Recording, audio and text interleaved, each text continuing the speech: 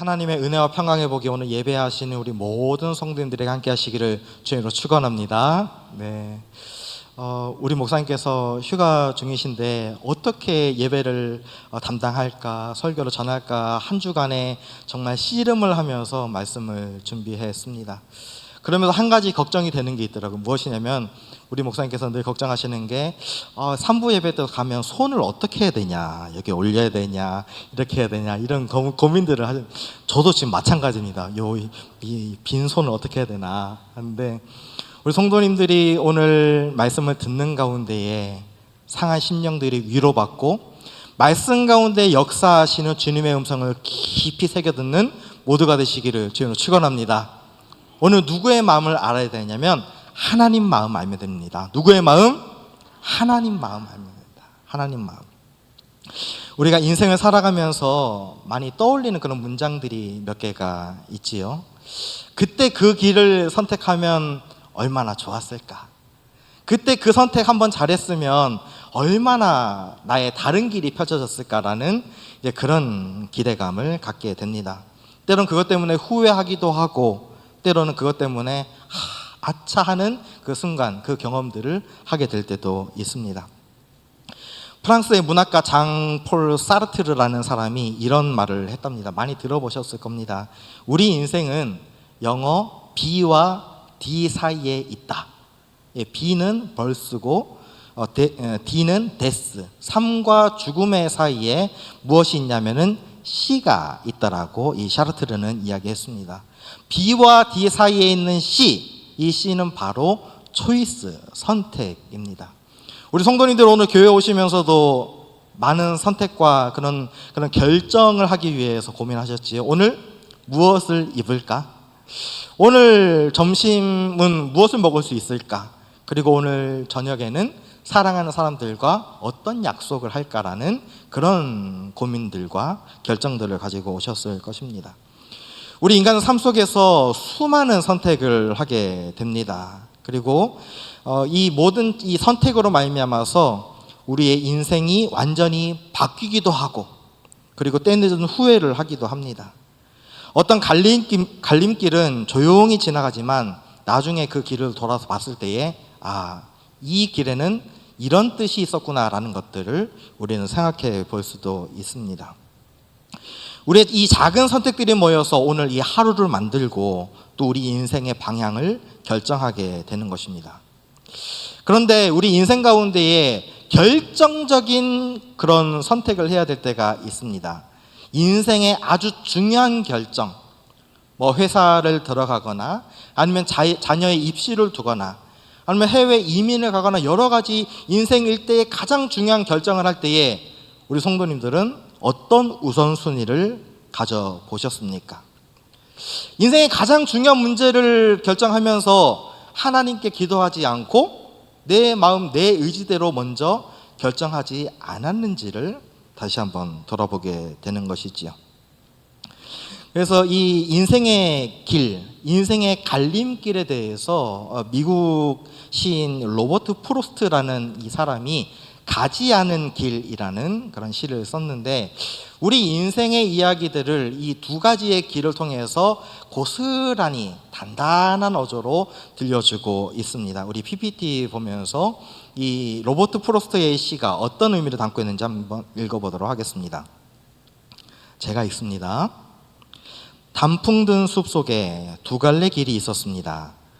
몸이 하나니 두 길을 가지 못하는 것을 안타까워하며 한참을 서서 낮은 숲으로 꺾여 내려가는 한쪽 길을 멀리 끝까지 바라다 보았습니다. 그리고 다른 길을 택했습니다. 똑같이 아름답고 아마 더 걸어야 될 길이라 생각했지요. 풀이 무성하고 발길을 부르는 듯 했으니까요. 그 길도 걷다 보면 지나간 자취가 두 길을 거의 같도록 하겠지만요. 그날 아침 두 길은 똑같이 놓여 있었고 낙엽 위로는 아무런 발자국도 없었습니다. 나는 한쪽 길은 훗날을 위해 남겨놓았습니다. 길이란 이어져 있어 계속 가야만 한다는 걸 알기에 다시 돌아올 수 없을 거라 여기면서요. 오랜 세월이 지난 후 어디에선가 나는 한숨 지으며 이야기할 것입니다.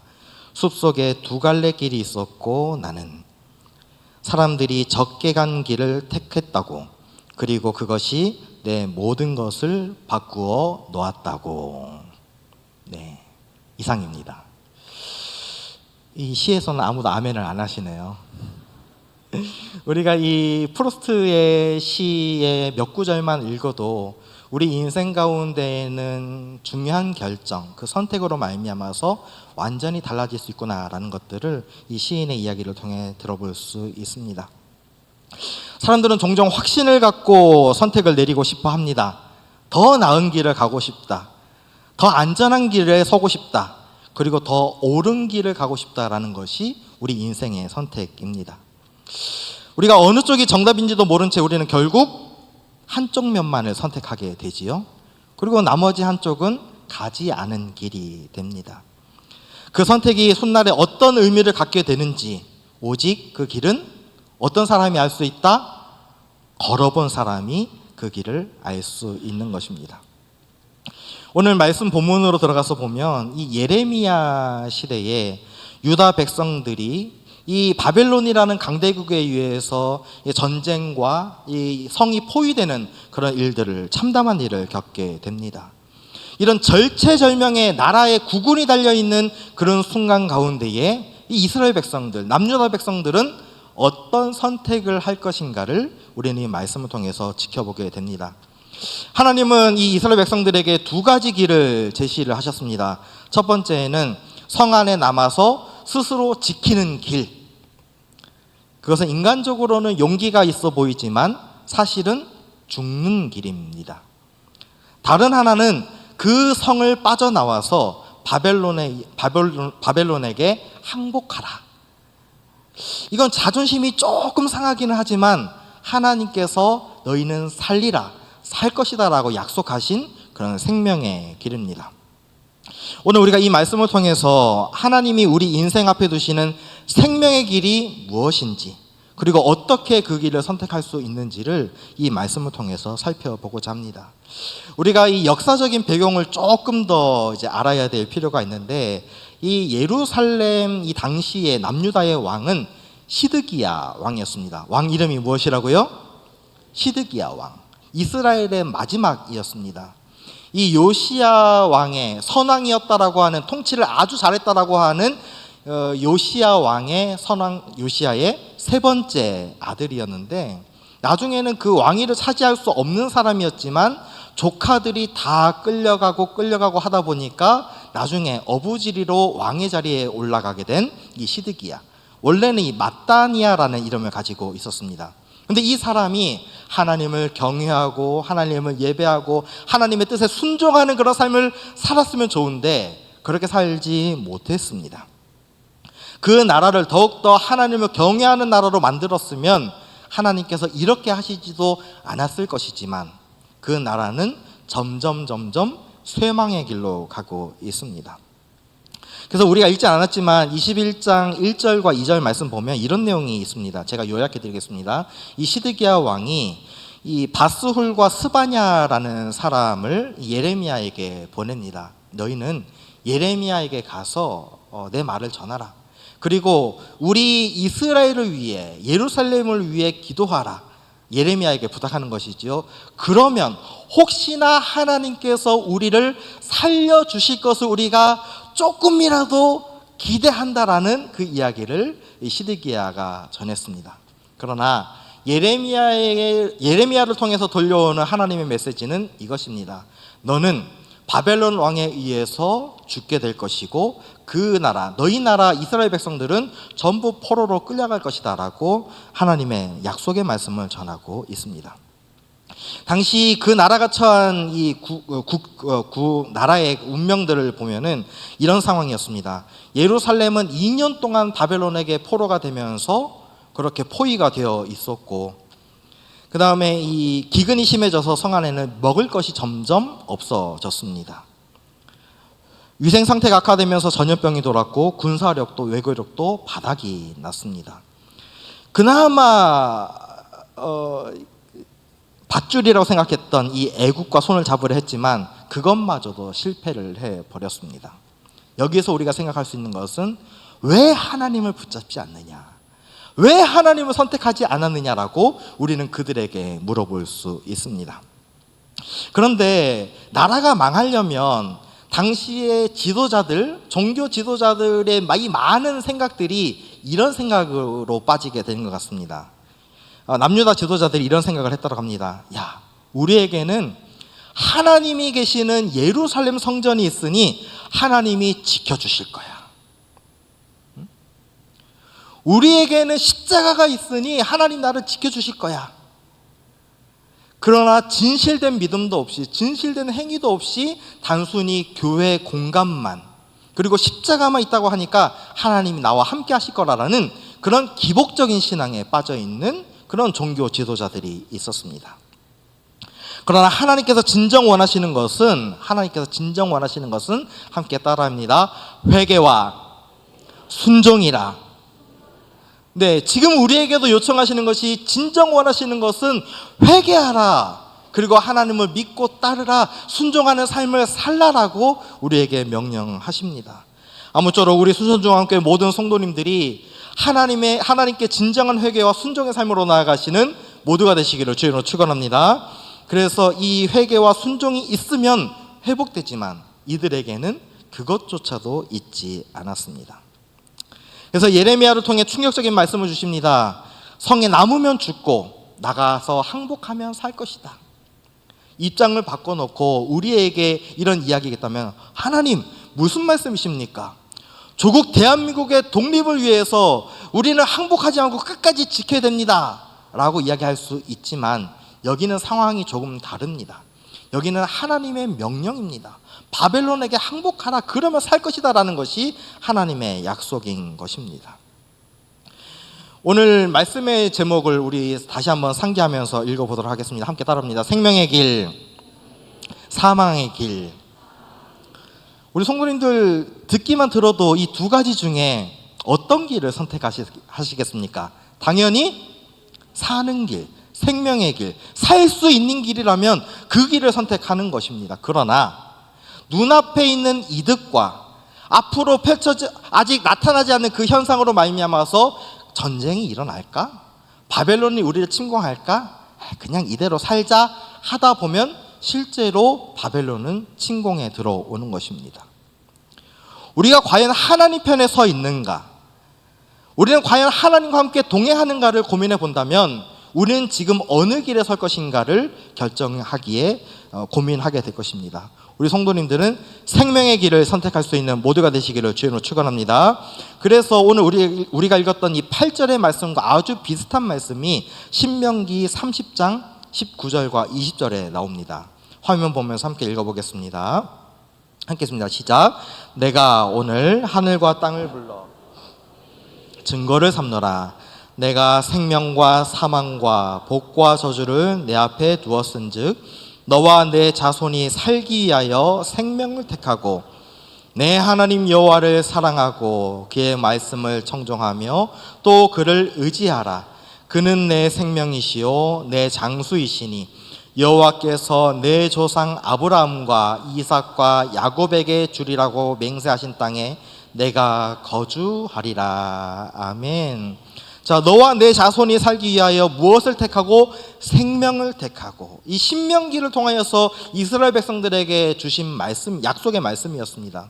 그리고 20절의 초반절에 무엇이 나오냐면 내 하나님 여호와를 어떻게 하고? 사랑하고 그의 말씀을 청종하며 하나님을 의지하라. 네. 하나님 사랑, 말씀을 청종하고 하나님을 의지하는 사람, 의지함이 우리 가운데 필요한 줄로 믿습니다. 우리 성도님들은 한 주간 얼마나 하나님을 경외하며 말씀을 따라 그분을 의지하는 삶을 살고 계셨습니까? 그 약속을 지키는 자에게는 생명을 주실 것이다라고 오늘 우리에게 주시는 말씀입니다. 그래서 하나님은 예레미야를 통해서 동일한 원리의 말씀을 주십니다. 생명의 길은 바벨론에게 항복하고 투항하는 길, 그것이 순종의 길이다라고 말씀하시는 것이고, 사망의 길은 성에 남아서 스스로 버티는, 고집으로 버티는 것이 이제 멸망의 길, 사망의 길이라고 말씀하십니다. 그리고 하나님은 이어서 말씀하십니다. 그의 목숨은 전리품 같이 얻으리라. 그나마 조금 얻게 되는 것 다 빼앗겨 버리지만 그나마 순종하면 그렇게 조금 살게 될 것이다 라고 말씀하십니다. 왜 이런 말씀을 주시냐면 이스라엘에 가득하게 있었던 그 죄악과 불순종함으로 말미암아 다 진멸하기를 원하셨지만 하나님의 사랑은 그나마도 남겨주시는 그 은혜를 그 백성들에게 베풀기를 원하셨습니다. 그래서 우리는 여기에서 인간의 구원에 대해서 생각해 볼 수 있습니다. 하나님의 백성은 어떻게 구원받는가? 그래서 인간의 구원은 우리의 노력이나 행위가 아닌 오직 하나님의 은혜를 믿는 믿음으로 가능하게 되는 줄로 믿습니다. 구원은 어떤 것이다? 우리의 행위가 아닌 하나님의 은혜를 믿는 그 믿음으로 말미암아 우리는 구원을 얻게 된다. 우리 성도님들은 구원받은 백성 맞으십니까? 제가 오래전에 신학교 때 기숙사에서 길을 올라오다가 어떤 여성분들 두 분이 우리 신학생들에게 안내문을 주는 것입니다. 이런 좋은 영화가 있습니다라고 하면서 소개를 하는데 나중에 이제 알고 보니까 그분들이 이제 구원파이셨더라고요. 구원파가 신학교까지 들어와가지고 저희를 시험하는 것이었습니다. 그때 채플실로 예배드리러 올라가는 저에게 그분이 저에게 물으시더라고요. 형제님 구원 받으셨습니까? 하고 물어보셨습니다. 네, 저는 구원 받았습니다라고 그렇게 확신 있게 얘기를 하는데 그분이 더 질문하는 것이죠. 언제 어떻게 구원 받으셨습니까? 몇 월 며칠에 구원 받으셨습니까? 라고 저에게 물어보시더라고요. 근데 조금 당황했지만 저는 확신이 있었습니다. 저를 구원시키신 분은 하나님 아버지시고 누구를 통해 그 아들 예수 그리스도 십자가 구원의 능력으로 말미암아 나는 구원받은 백성이 된 줄로 믿습니다. 우리 성도님들도 예수 보혈 공로 힘입어 구원의 자리에 서게 된 줄로 믿습니다. 그래서 다른 이름으로는 구원받을 수 없고 오직 한 길 예수 그리스도 한 분을 믿음으로 말미암아 그분을 구주로 고백함으로 말미암아 우리는 생명의 자리로 나가게 된 줄로 믿습니다. 그렇기 때문에 우리는 행복해야 됩니다. 무엇 때문에? 예수 그리스도 때문에 구원받았음에 감사하는 우리 성도가 되어야 됩니다. 20세기 독일 신학자 디트리트 보네퍼라는 그런 목회자님이 계십니다. 이분이 값싼 은혜에 대해서 이야기를 했는데 값싼 은혜와 이와 반대로 어떤 은혜가 있을까요? 값진 은혜가 있습니다. 그런데 이분은 교회가 값싼 은혜는 교회의 철천지 원수다라고 이야기를 했습니다. 교회를 병들게 하고 교회를 망치는 것은 값싼 은혜다. 그러나 교회를 살리고 교회를 능력 있게 하고 교회를 바른 길로 가게 하는 것은 값진 은혜, 예수님의 희생으로 보여주신 그 값진 은혜가 교회에 가득하게 되면 구원의 길 가운데에 서게 됨을 이 보네포 목사님은 이 값싼 은혜와 값진 은혜를 비교함으로써 우리에게 들려주고 계십니다. 그래서 우리는 값진 은혜로 구원받은 백성들은 어떤 인생을 살아야 되는가? 고린도전서 6장 19절과 20절의 말씀을 제가 혼자 읽어드리겠습니다. 너희 몸은 너희가 하나님께로부터 받은 바 너희 가운데 계신 성령의 전인 줄을 알지 못하느냐? 너희는 너희 자신의 것이 아니라 값으로 산 것이 되었으니 그런즉 너희 몸을 하나님께 영광을 돌리라. 아멘. 우리가 값으로 산 것이 되었으니 우리 몸을 누구에게 영광 돌리라? 하나님 아버지께 영광을 돌리라.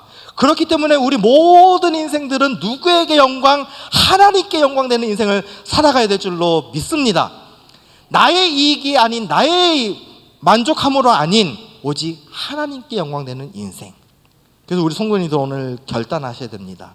나는 어떻게 하나님께 영광 돌리는 인생을 살 것인가? 나는 어떻게 하나님께서 감당할 수 없는 그 은혜를 주셨으니 나는 어떻게 그 은혜에 보답할까라는 그런 인생의 중요한 고민들이 있어야 된다라는 것입니다. 오늘 이 10절 말씀들을 자세히 보면 하나님께서 그 백성에게 그 얼굴을 돌이키리라 하시는 그런 말씀이 있습니다. 돌이킨다. 이 돌이킨다라는 것은 이런 것이네요. 우리 성도님, 제가 설교를 하면서 성도님들을 보고 있다가 그냥 싫어서 그냥 획 하고 돌려버리는 것입니다. 얼굴조차도 보기 싫다라는 것입니다. 이런 이야기를 흔한 말로 꼴도 보기 싫다라고 이야기를 하는 거죠. 사랑의 하나님이, 능력의 하나님이, 은혜가 풍성하신 하나님이 왜 그 사랑하시는 이스라엘 백성들을 꼴도 보기 싫어하시는가? 왜 그 얼굴을 돌이키시는가? 그러나 이 상반되는 말씀이 민수기 6장 가운데에 나타납니다. 민수기 6장 24절과 27절 말씀 보면 모세가 아론과 그 아들들을 불러놓고 너는 이스라엘 백성들을 이렇게 축복하라 라는 그런 축복의 말씀이 있습니다. 함께 24절부터 27절 함께 읽어봅니다. 시작. 내게 복을 주시고 너를 지키시기를 원하며 여호와는 그의 얼굴을 내게 비추사 은혜 베푸시기를 원하며 여호와는 그 얼굴을 내게로 향하여 드사 평강 주시기를 원하노라 할지니라 하라. 그들은 이같이 내 이름으로 이스라엘 자손에게 축복할지니 내가 그들에게 복을 주리라. 아멘. 하나님, 민수기 6장에는 그 백성을 이렇게 복을 주시겠다고 약속하시지 않았습니까? 아론과 그 제사장 집안을 통하여서 이 백성을 축복하라라고 말씀하면서 그 얼굴을 우리에게로 향하겠다라고 말씀하시지 않았습니까? 그런데 왜 그 얼굴을 예레미야 21장 10절에서는 돌이키십니까? 왜 돌이키십니까? 그 이유 나와 있지 않습니까? 불순종함으로 말미암아. 불순종하지 말미암아. 우리 어머니들 자녀들이 말 안 들으면 밥도 주기 싫은 그때 있지 않으십니까? 네가 차려 먹어 하면서. 그런데 엄마의 마음은 어떻습니까? 그래도 내 자녀가 진짜 못 먹을까 봐 정성으로 차려놓고 뒤로 해가지고 쑥 밀어주시는 것이 그 어머니의, 부모님의 사랑입니다.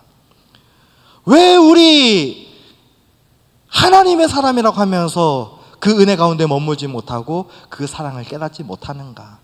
참 이 이스라엘 백성들이 참 무지하기가 한량이 없습니다.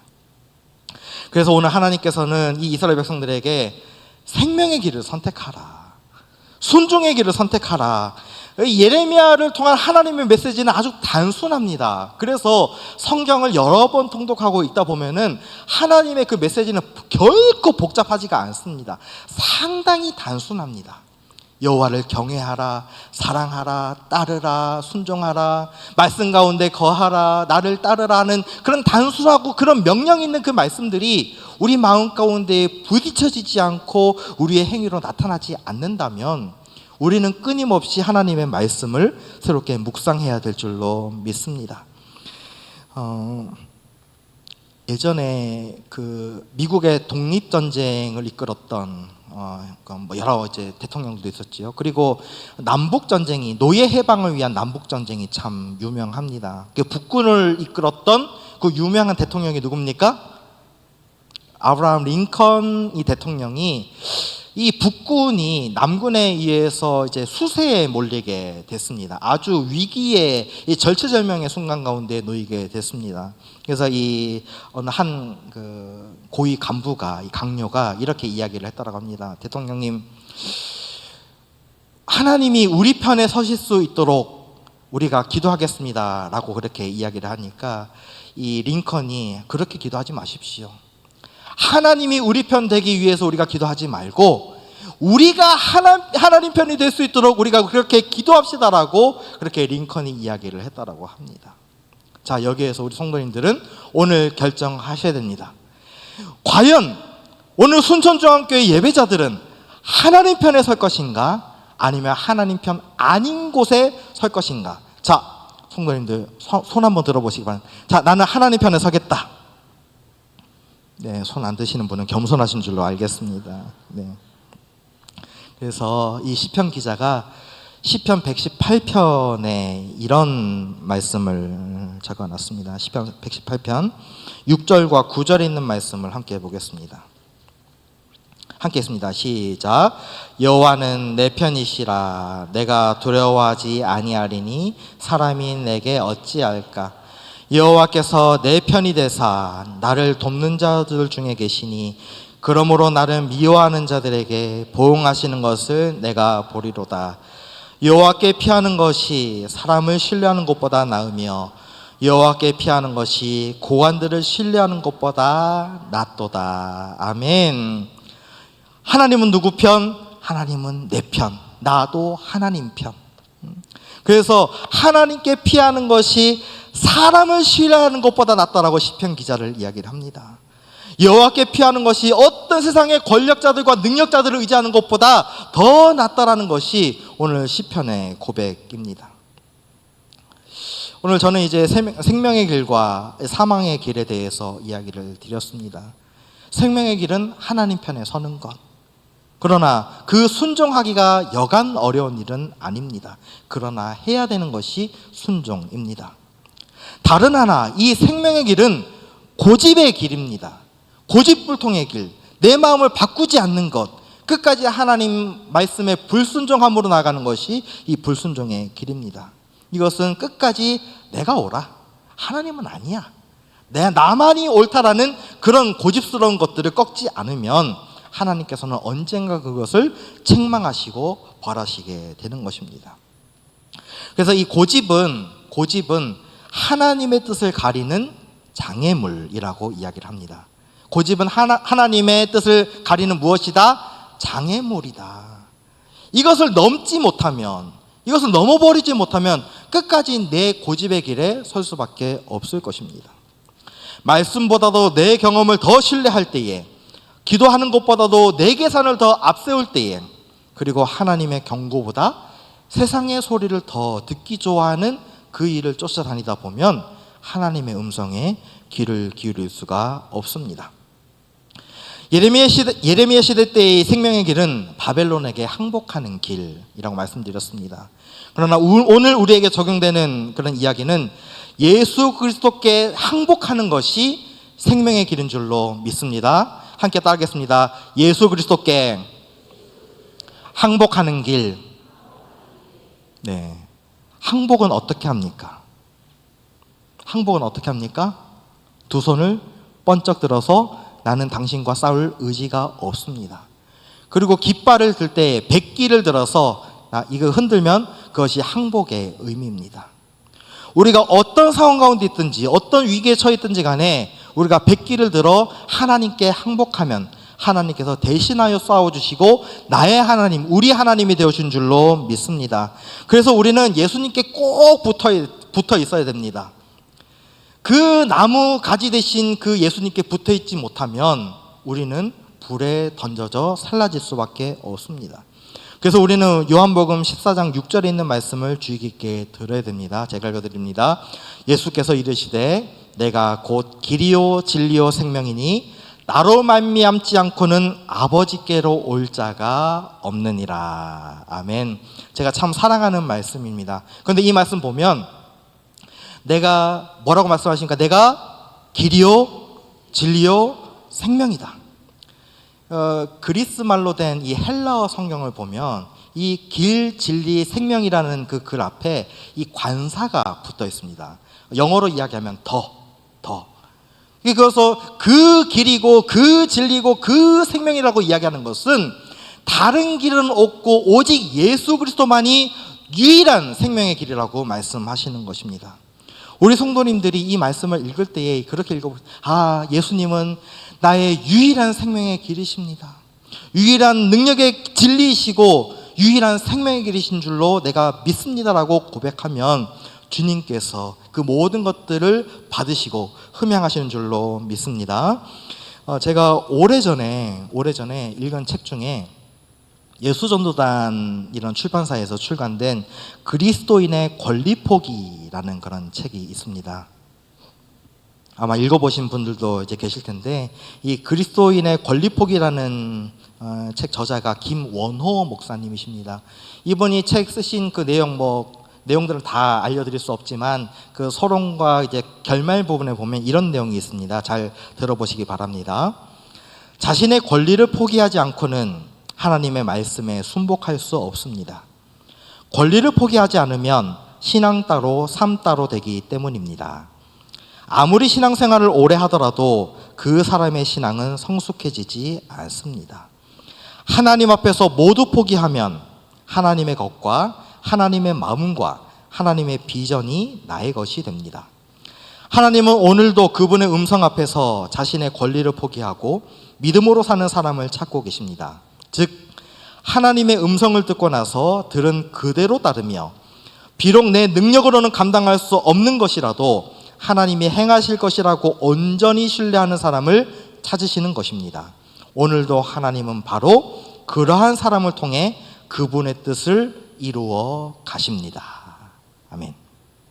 네, 우리 성도님 한번 따라해 볼까요? 그리스도인의 권리 포기. 네, 여기 그리스도인이라는 그 부분을 떼고 자기의 이름을 넣으면서 나 김현민의 권리 포기 한번 해보겠습니다. 시작. 나 김현민의 권리 포기. 네. 나의 권리를 하나님 앞에서 다 내려놓고 오직 하나님이 일하실 수 있도록, 예수 그리스도께서 일하실 수 있도록, 성령 하나님께서 이 모든 것들을 책임져 가실 수 있도록 맡겨드리는 우리 순천중앙교회 모든 성도들 되시기를 주의 이름으로 축원합니다. 그래서 우리는 이 인생길, 이 선택 포기가 어렵지만 그렇게 하면 하나님이 일하십니다. 마지막으로 성경 인물 한 분만 소개하고 말씀을 마무리하려고 합니다. 욥 아시지요? 욥이 뭘 많이 겪습니까? 고생. 아마 인생에 고생하는 많은 이야기들을 갖고 계신 분들은 아마 욥기 읽으면은 눈물을 흘리면서 말씀을 읽게 되실 것입니다. 그러나 이 욥의 고난과 시련 모든 과정 가운데에 욥의 신앙을 이렇게 고백합니다. 욥기 23장 10절부터 14절 말씀입니다. 함께 있습니다. 시작. 그러나 내 가는 길을 그가 아시나니 그가 나를 단련하신 후에는 내가 순금과 같이 되어 나오리라. 내 발이 그의 걸음을 바로 따랐으며 내가 그의 길을 지켜 치우치지 아니하였고 내가 그의 입술의 명령을 어기지 아니하고 정한 음식보다 그 입에 그는 뜻이 일정하시니 누가 능히 돌이키랴. 그의 마음에 하고자 하시는 것이면 그것을 행하시나니 그런즉 내게 작정하신 것을 이루실 것이라. 이런 일이 그에게 많이 있느니라. 아멘. 오늘 성도님도 오늘 이스라엘을 모델로 통하여서 우리에게 깨닫게 하시는 생명의 길, 다른 한 길, 사망의 길, 여기에서 우리는 분명한 선택을 해야 됩니다. 그러나 하나님은 먼 데 있지 않으시고 언제나 나와 함께 계시면서 친밀하게 말씀하십니다. 너는 나의 길을 택하라. 내 편에 있으라. 나와 함께 동행하라. 믿음으로 걸으라. 믿음으로 행하라.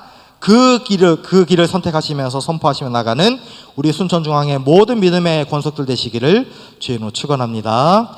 오늘 우리가 말씀을 기억하면서 이런 결단을 하셨으면 좋겠습니다. 하나님, 말씀을 내려놓고 말씀을 들으며 내 생각을 내려놓기를 원합니다.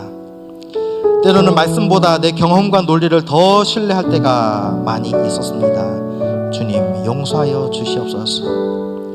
나는 한없이 부족한 사람입니다. 고집불통의 사람입니다. 그러나 예수님처럼 순종하기를 원합니다. 그리고 다른 한 가지, 나는 하나님 편에 서겠습니다. 어떠한 상황 가운데 있을지라도 하나님이 내 편 되심을 믿고 하나님 옆에 꼭 붙어 있겠습니다. 그리고 마지막 한 가지로, 하나님, 내가 두 손 들고 주님께로 나갑니다. 주님께 항복합니다. 주님만이 나의 소망 되시고 나의 의지가 되어 주시옵소서. 나중에 이런 기도의 제목들 가지고 기도하시기를 바랍니다. 오늘 이 시간 우리에게 들려주신 그런 말씀이 있습니다. 생명의 길, 소망의 길, 능력의 길. 하나님, 이제 사망의 길이 아닌 주님 보여주신 생명의 길에 내가 서겠습니다 라고 함께 찬양하면서 나아가겠습니다. 주가 보이신 생명의 길, 나 주님과 함께 상한 마음을 들